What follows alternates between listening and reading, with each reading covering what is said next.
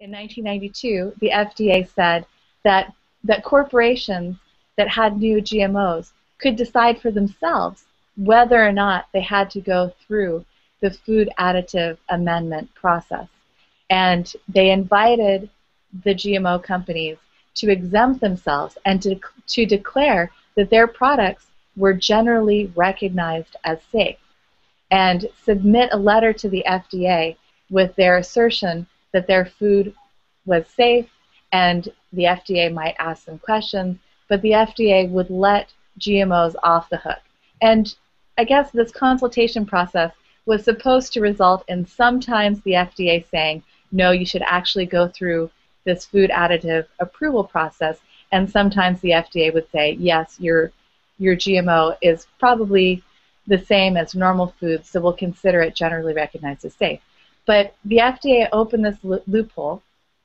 They made it voluntary, and then the process became very rote. Every time a new company wanted to introduce a GMO to the marketplace, they would just, if they felt like it, send FDA a letter saying that they thought that their product was generally recognized as safe, the same as normal food, and wouldn't have to go through the food additive amendment process. And normally, the FDA, or in every case actually, the FDA has always sent the company a letter back saying, okay, we have no further questions, but just keep in mind that since we didn't do a safety review of your product, it's your responsibility to make sure that your product is safe the way the law requires. And so it's kind of been a risk that the companies take. They decide that they're going to declare that their product is safe and declare that their product doesn't have to go through a safety review at the FDA. And then they assume the legal responsibility for making sure their product is safe. Of course, since we don't have labeling and nobody knows where the GMOs are in our food supply, it's been a pretty safe bet for companies like Monsanto. They're not assuming too much of a risk. And so far none of us have been able to prove that our health problems are related to GMOs. And meanwhile, they just go back and say, well, the FDA approved it.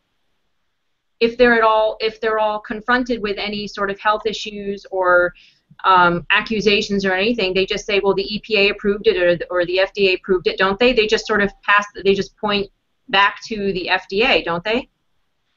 Well, they do in a PR sense, but as a legal matter, currently, Monsanto does have sole responsibility for assuming the self-regulation. They have to keep their products safe, but their products are dispersed in the food supply unlabeled.